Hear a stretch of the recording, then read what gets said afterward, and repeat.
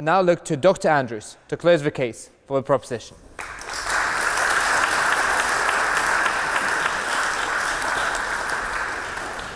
All right, so thank you for the invitation, thank you for coming. I wasn't going to start here, but I've heard a lot of things in my time, and believe me, Bob Marley will be on this side of the aisle.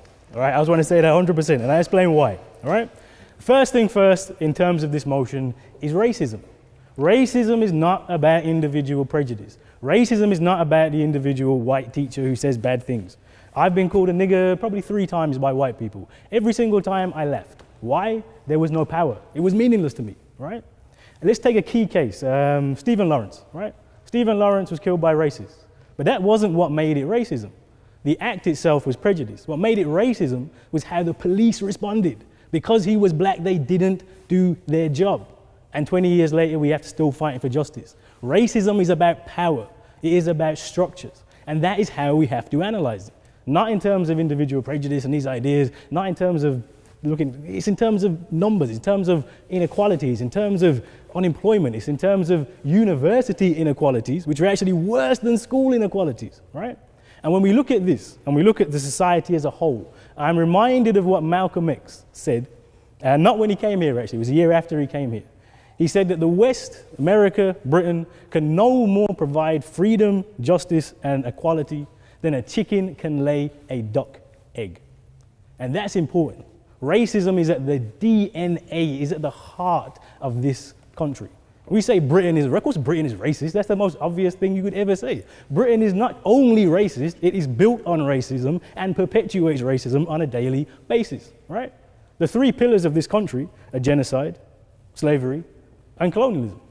That's a story you won't hear, but it is the truth. All of the wealth, this wonderfully esteemed place we are in today, is built on genocide, slavery, and colonialism. It is maintained on colonialism. It is maintained on racism. And as has already been said today by the other side, I think it was, the school system, what's the role of the school system? Is to perpetuate the society. So once you show indisputably that Britain is based on racism, then the school system can only perpetuate racism because this is the purpose of the school system. And this is really important to separate education from schooling. Now I agree, education is wonderful. I love education. But schooling is a different thing. And what you get from nursery, primary school, secondary school, university, that is schooling. It is a system which is meant to control you. It is a system which is meant to perpetuate the inequalities in society. The venerable colleagues that the opposition mentioned here, Nkrumah, you could mention George Padmore, all these revolutionaries, they may have been schooled in a colonial system, they were educated outside of it. And they were educated to understand that that system can never provide freedom, justice, and equality in the same way that a chicken can never lay a duck egg. So let's look at the school system. Let's look at the school system, right? And let's look at the inequalities in the school system. Has it got any better? Now, in some ways, you can look at the stats and say this improvements, that improvements. Other ways, however, let's look at exclusions. Let's look at attainment. But let's actually shift the focus to here, to the university, as I said. I mean, you've got all these wonderful cases of students, Indian students, Chinese students doing really, really well in schools. Guess what? They come to universities like this university, if they can get in. And what happens?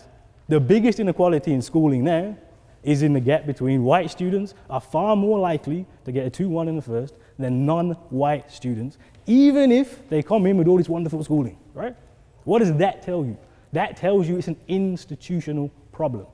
Dr. Du Bois said quite profoundly, a system can never defend the people it was not supposed to protect. The point of schooling has never been to make it more easier for people like me to succeed.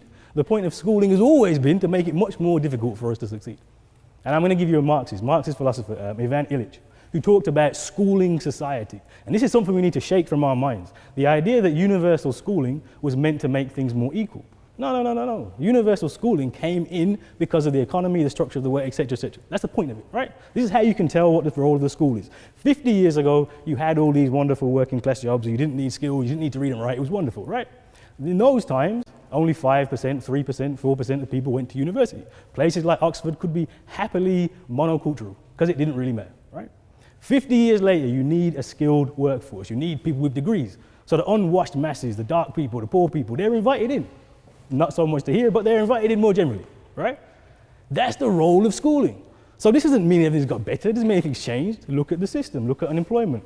Even if you get your degree and you're black or Asian, you're much less likely to be employed, right? Look at the inequalities. They are still there, they are still just as bad. And what we should never do, and this is the point where Illich is talking about with credentials, right? So what this does is, giving out credentials, everybody has universal education, that actually makes it worse, because now you are justified in your place. I have a PhD, I therefore should get a good job. If you don't have a PhD, if you don't have 5 GCSEs, and you're fair enough. Of course you don't deserve to have a good job. Of course you don't deserve to be in a place of esteem. So we hand out these credentials, but hang on a second, the credentials they're not gained fairly. Much more difficult if you're working class, certainly. And no one would say that working class have it easy in the school system. Of course they don't. And they never have either. This idea that this is something new, that somehow working class boys, this white working class has skipped through, nonsense. It's always been the case. Because guess what? The system is also classist, but it's very, very racist as well, right? So once you hand out these credentials, you're stuck. So I was a young man, came to my university from a poor background, black boy. Got a first, came out, I got a first in business, I'm applying for this internship, can't get on the internship because he did a BTEC. BTEC means you can't do that. That credential means you can't get on the internship, right? Your UCAS points are now more important than your actual university qualifications. That is sedimenting inequality. That's what schooling does. So please don't tell me that things have improved or got any better. An important part of this debate, no, it's not. So an important part of this to also then think about, because this happens a lot, right? I'm black, I'm African Caribbean boy. I'm an African Caribbean boy from Birmingham who went to a pretty terrible school. But look, I've made it, right? I'm here with my nice suit on in Oxford, I'm a professor, blah, blah, blah, right? But that's the wrong attitude, right? This is not about the few of us. Because the credentials are more difficult for black people and poor people, etc., to get, that doesn't mean the system has somehow got better. It doesn't mean the system has somehow improved, right? Because there's a few more black people in higher places, doesn't mean the system has improved. Because actually for most people who look like me, the unemployment rate for people who look like me in Birmingham is 50%. Young black Caribbean boys in Birmingham, 50% unemployment. That's crisis level. That's third world level unemployment in our cities in this country. So please do not tell me that anything has got any better. So we should never look at the few and say, well, look, the few, that's great, it's great, right?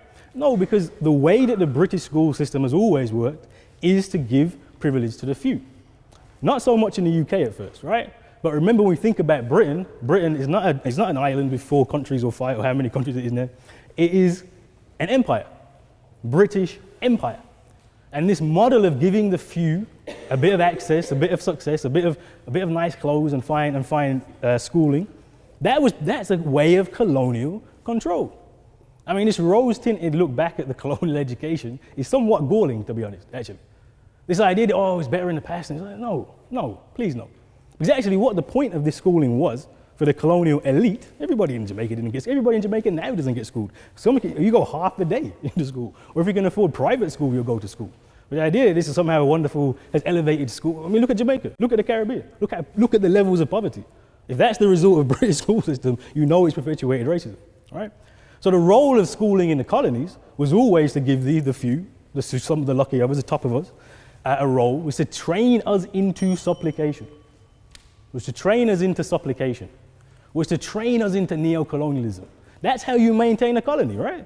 You train the people who run the colony, and then they run the colony exactly how you want them to run the colony. All these great leaders of independence, they were basically handed over the place. Here, have Jamaica, hey, have Nigeria, have it. Because you're gonna run it the same way we run it. So they're trained in neo-colonial economics. They're trained in structural adjustment. And they're trained in corruption. We like to blame Africa for corruption. These leaders we're blaming for corruption, the leaders that our school system has taught. Right? There's basically a conveyor belt that goes from the third world through institutions like this, the people who can afford it, and they get trained into neo-colonial economics, and that's why the countries are as poor as they are today, because the British school system teaches the people who run those countries. This is how the British school system perpetuates racism. That is the heart of racism, that the West is superior, the West is best, and all these other poor countries, you just have to supplicate yourselves Point of information here. Supplicate yourselves to us. And the evidence of this is clear, because this isn't just a struggle, and I end on this. This isn't just a struggle here Rose must fall starts in where? South Africa, British schooling system. Jamaica, they're having these same arguments. And the young people today are waking up and saying, no, the days where you can do this are long gone. The British education system has been the enemy of advancement and the enemy of black and brown people for too long. And just to paraphrase Malcolm X to finish, the days are long gone when we allow the enemy to educate our children. Thank you.